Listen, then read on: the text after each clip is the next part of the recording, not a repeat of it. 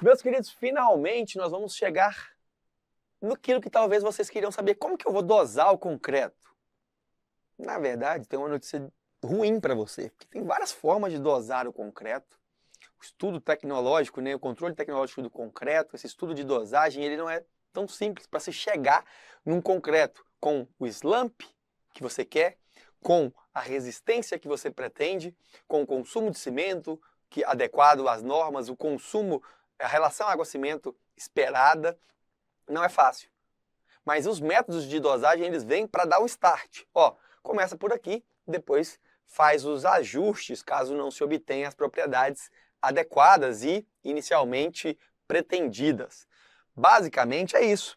Ele não passa, esse estudo de dosagem, de um proporcionamento adequado e econômico dos materiais, assim como que a gente faz quando vai fazer um bolo. A gente tem os ingredientes, nós temos que promover o proporcionamento adequado para se chegar no resultado desejado. E o que é o nosso resultado desejado? É, de fato, o concreto, com boa trabalhabilidade, com resistência físico-mecânica, com durabilidade, com estabilidade dimensional, rigidez e que seja econômico. Então, é um concreto que nós buscamos, é aquela dosagem que eu quero. Na dosagem de concreto, como já visto, é preferível sempre se fazê-la com o traço em massa, que é um material preciso, de massa seca. A medição em massa ela é mais precisa. Então, os traços em massa são mais indicados. É óbvio que aqui eu estou no traço mais clássico, que é o traço em massa de materiais secos com cimento, areia, brita e relação água-cimento. Mas eu posso ter mais de um agregado, posso ter mais de uma brita. Como é que faz nesse caso? Basicamente é isso. A unidade de cimento, proporção da areia 1, proporção da areia 2, proporção da brita 1, da brita 2, da brita 3 e da relação água-cimento. Então, esta expressão ela não se limita, não se reduz a uma única forma de apresentação. Se eu tenho mais areia, se eu tenho mais brita, consigo representar, assim como também poderia representar a cal. Primeiro vem o cimento, depois a cal, depois a areia, desde que fique bem claro essa observação.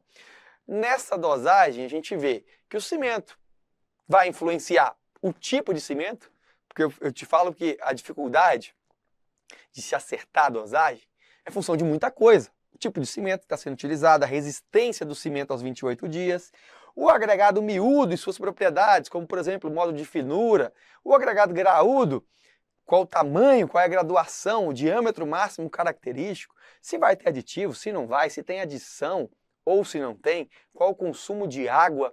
Fato é que nem sempre a gente chega nessa maravilha, que é quando se pede um concreto na concreteira.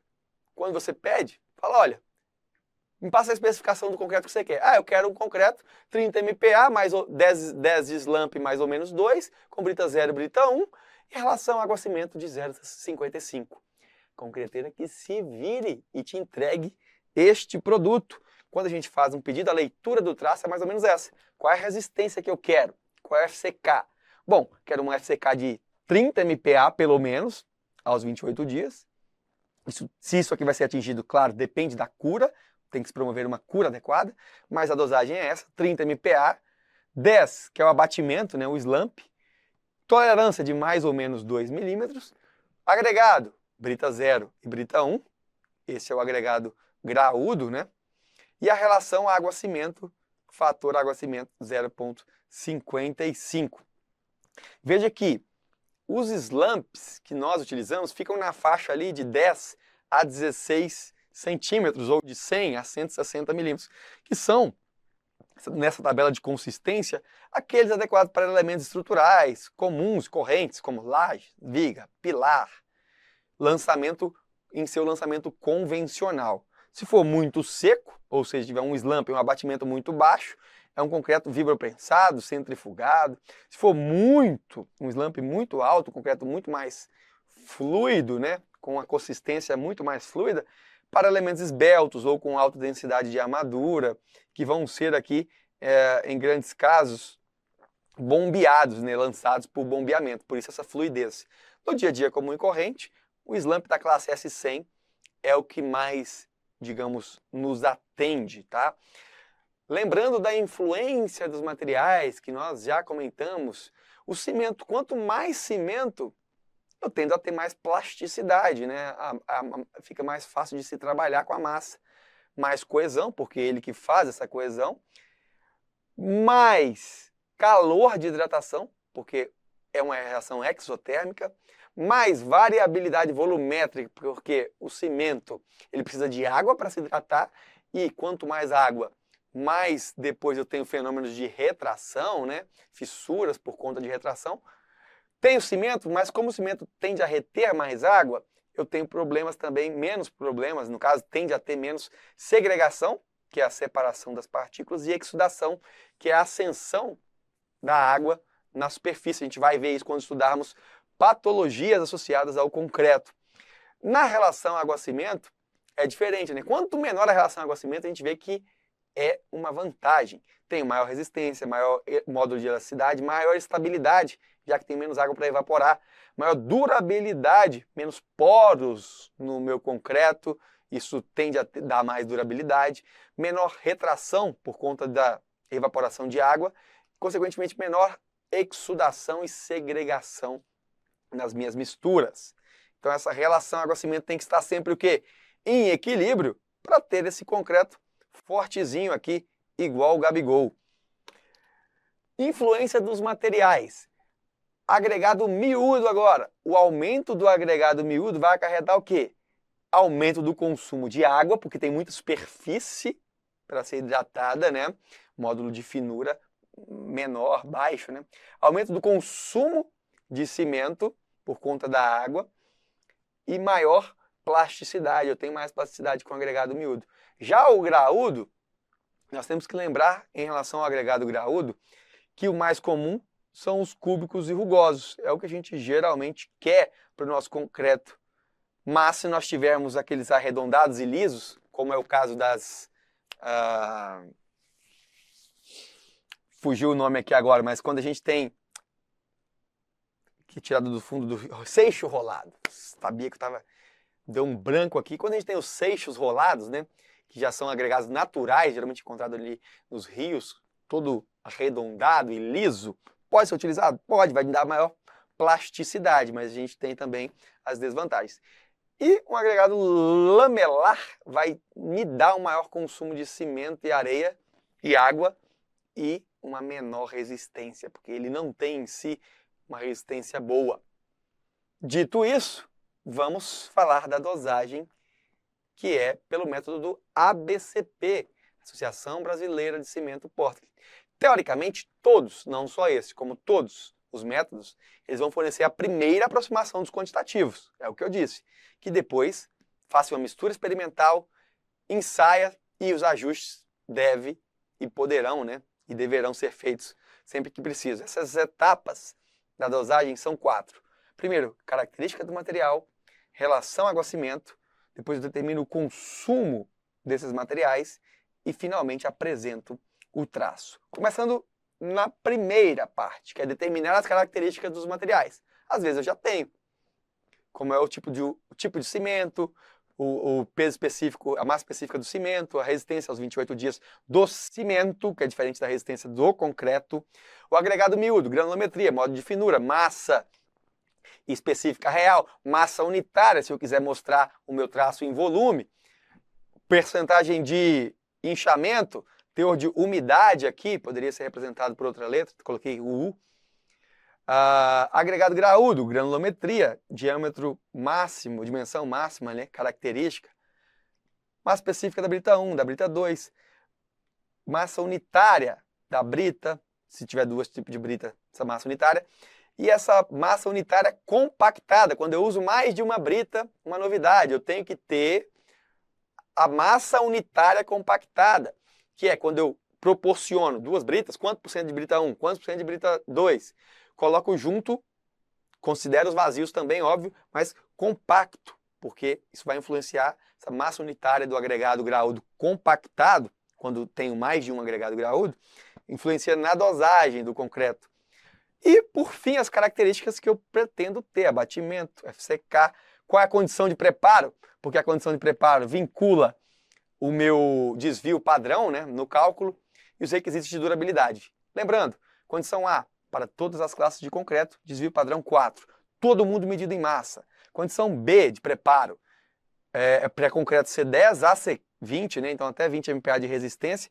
Cimento medido em massa, água de amassamento medida em volume com o dispositivo dosador e os agregados medidos em massa combinada com volume, né? A gente já viu isso, que é o que a gente chama de traço massa-volume. E o C, que é o menos controlado, né? A condição de preparo mais, digamos assim, ruim, o desvio padrão de 6 MPa, só serve para concreto C10 ou C15, então não serve para concreto estrutural. Neste caso, o cimento medido em massa e os agregados são medidos em volume. A gente sequer tem ali a umidade do agregado, a gente corrige por uma umidade estimada dos nossos agregados. Então, a condição pior, já falamos sobre isso em outra aula. Agora, passo 1, feito. Tenho todas as características. Passo 2, vou conhecer a relação água-cimento. Aí o método da BCP me dá a curva de Abrams, que fala o seguinte: qual a dosagem que eu quero do meu concreto? E qual é a resistência que eu tenho do meu cimento aos 28 dias? Se é isso, ok, vou na curva e tiro a relação água-cimento. Neste caso, qual que é a resistência característica que eu quero do meu concreto aos 28 dias? A resistência de dosagem é a resistência característica mais 1,65 vezes o desvio padrão. Nós já vimos isso. Preciso ter, então, esse desvio padrão para calcular a resistência de dosagem do meu concreto, que sempre vai ser maior do que o FCK, uma vez que a resistência média de dosagem está aqui e o nosso FCK está aqui, ó. FCK, eu estabeleço um FCK onde 95% dos meus resultados espera-se que esteja com resistência igual ou superior ao FCK. Então eu não posso dosar para ele, tenho que dosar para resistência ali média aos 28 dias, que é o meu FCM ou FC de dosagem. Já vimos isso também. Só que no caso da relação água-cimento, preciso respeitar algumas coisas. Existe uma relação água-cimento estabelecida por norma, por critérios de durabilidade do concreto. Tem uma relação máxima permitida de água-cimento. Inclusive, para alguns casos especiais, essa relação se restringe ainda mais, fica um pouco mais rigorosa, né? Dependendo da exposição. Preciso respeitar também essas exigências normativas que nós vamos ver em uma outra aula. Dito isso, fixei a relação água-cimento, eu consigo, através da tabela, ora, aqui, eu vou aqui, pego lá, qual que é a resistência do meu cimento? Ah, a resistência do meu cimento, 25 dias. Qual é a resistência do meu concreto? O meu concreto, na dosagem, vai ser de 30 MPa. Chegou aqui, onde ele encontra a curva, jogo aqui, me dá a relação água-cimento. Encontrei a relação água-cimento, vejo se está de acordo com o prescrito pela norma. Está de acordo? Continuo. Determino o consumo dos materiais. Essa tabelinha é feita, dada pelo método. Ele me fala, qual é o diâmetro do agregado? Qual é o abatimento que eu quero? Dito isso, se eu quero um abatimento de 80 a 100 e meu diâmetro máximo do agregado é 19, então eu preciso de 250 litros. Este é o consumo de água por metro cúbico. Se eu tenho consumo de água e já tenho a relação água-cimento, o meu consumo de cimento está dado. Nada mais é do que o consumo de água sobre a relação água-cimento. Percebam que o consumo de cimento vai depender diretamente do consumo de água que foi estabelecido pela tabela em função daquilo que a gente já viu. Agora, já fiz o consumo de cimento, vou chegar no consumo do agregado graúdo. O que isso vai depender? Eu vejo qual é o diâmetro, a dimensão máxima característica do agregado graúdo, e qual é o módulo de finura do agregado miúdo. Digamos que o módulo de finura seja 2,6 e que o diâmetro máximo, a dimensão máxima seja de 19 milímetros.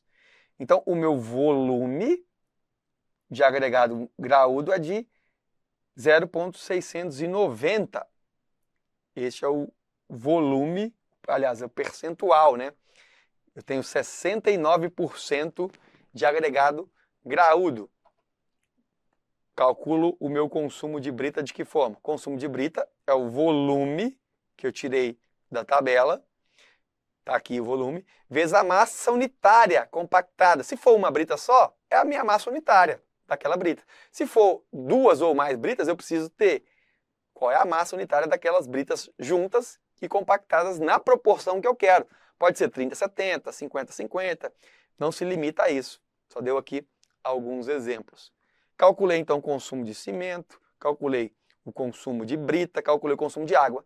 Chego então no volume final de areia. Areia, então, o volume que resta para a areia é 1 menos o volume de cimento, menos o volume de brita, menos o volume de água. Sobrou o meu volume de areia. Se eu tenho a massa específica real da areia, eu calculo o consumo desta areia através da massa específica vezes o volume de areia. Chego nesse consumo de areia. Consumo todos calculados, cimento, areia, brita e água. Obviamente, para apresentar o traço, divido todo mundo pelo consumo de cimento, para ficar na proporção 1 a B e relação água-cimento. Fez isso. Cheguei nessa proporção, doso, faço os ensaios que eu quero, vejo a trabalhabilidade, né? Vejo o slump, né? O ensaio de abatimento, faço o ensaio de resistência. Chegou? Não chegou? Daí eu tenho que corrigir. Esse é o traço inicial. Tem que ter alguns cuidados e correções. A norma traz alguns exemplos aqui de como que deve se proceder às correções. Se a colocação de água deve ser gradativa até que se obtenha consistência adequada. Falta de argamassa, eu acrescento areia. Excesso de argamassa, acrescento brita. Agregado com alta absorção de água, acrescentar no consumo de água. Então eu vou colocar um pouco mais de água se tiver alta absorção. Isso aqui são só recomendações que não vão interferir, inclusive aqui a quantidade de água que eu vou acrescentar, o método traz uma equação que eu nunca vi e você não vai ver em prova. Vamos para um exemplo prático, real, para resolver questões de fato. Quero um concreto com 25 MPa, um abatimento de 90, mais ou menos 30. Desvio padrão de 5,5. A condição de preparo aqui, então, é a condição de preparo tipo B. Tenho todas as propriedades do cimento, da água, da areia e da brita. Começo. Determinação das características já foram dadas. Ficou fácil. Fixação da relação água-cimento. Ora, se meu cimento tem 32 MPa, eu procuro a curva do 32. Está aqui. Qual que é a resistência de dosagem? Ora, a resistência de dosagem é o FCK que eu quero, que é 25, mais 1,65 vezes o desvio padrão. Então eu quero uma resistência de dosagem de 34 MPa. Se o meu cimento tem uma resistência aos 28 dias de 32, eu vou aqui no meu 34, na curva de 32, acho a relação água-cimento. 0,475. Cheguei nessa relação, vou ver qual é o meu diâmetro máximo do agregado, 25 milímetros. Qual é o meu abatimento que eu quero? 90. Então, o abatimento está entre 80 e 100, 25 milímetros. O meu consumo de água, 200 litros. Se o consumo de água é 200 litros e a relação água-cimento já foi estabelecida, consumo de cimento, 421 quilos por metro cúbico, direto, prático e rápido. Tem o módulo de finura do agregado. Tem o diâmetro máximo do agregado graúdo. Ora, 2,6 e 25, o meu consumo é 0,715% de volume ali para o meu agregado graúdo, para a minha brita. Como é que eu calculo, então, o consumo em massa de brita? É o volume de brita, 0,715, vezes 1.500, que é a massa unitária compactada da minha brita. Massa unitária compactada por quê? Por que eu não usei a massa unitária simplesmente da brita 1 ou simplesmente da brita 2? Porque eu tenho um traço que tem brita 1 e brita 2. Então eu preciso dessa massa unitária compactada. Chegando então, 80%, cheguei no consumo de brita, né? O consumo de brita 1.072 quilos por metro cúbico, por conta da massa unitária compactada, só que eu tenho a distribuição de 80 a 20. Então o consumo de brita 1, que é 80%, 858 quilos. E o de brita 2, que é 20%, 214 quilos. Por último, o volume de quem? Areia. É o volume 1, unitário, menos o volume de cimento, menos o volume de brita, menos o volume de água. Feito isso, chego que o volume de areia 0,268. Se o metro cúbico, se o peso específico da areia é 2.650 quilos por metro cúbico, então eu tenho que o consumo de areia, isso daqui está inclusive com a simbologia errada, que aqui nós estamos falando de massa específica real do grão. A única hora que entra massa específica unitária compactada é por conta da areia somada, né? Desculpa, da brita. 2 tipos de brita, aí eu tenho que compactá-las para saber. O resto é a massa específica real dos grãos. Então aqui, massa específica real. 2.650 vezes o volume que eu vi para a areia. Chego em 710 quilos por metro cúbico de consumo. Fazendo a divisão agora, tenho todos os consumos. Chego a traço de 1 para 1,686 de areia para 2,038 de brita 1, 0,508 de brita 2, 0,475 de relação água-cimento, né? 0,475. Com o consumo de cimento, dado de 421 kg por metro cúbico. Dessa forma, eu expressei tudo que eu precisava. Traço em massa, as proporções em massas e o consumo de cimento do traço, para cada metro cúbico. Quero calcular qualquer coisa agora, traço em volume, pego as massas unitárias, a massa aparente. Faço as conversões que a gente já viu em outras aulas. Beleza? Vamos resolver uma questão rapidinha, algumas questões só para fixar esse conteúdo que não é muito abordado. Repito, a dosagem de concreto, não. Conversão de traço e consumo de materiais, sim.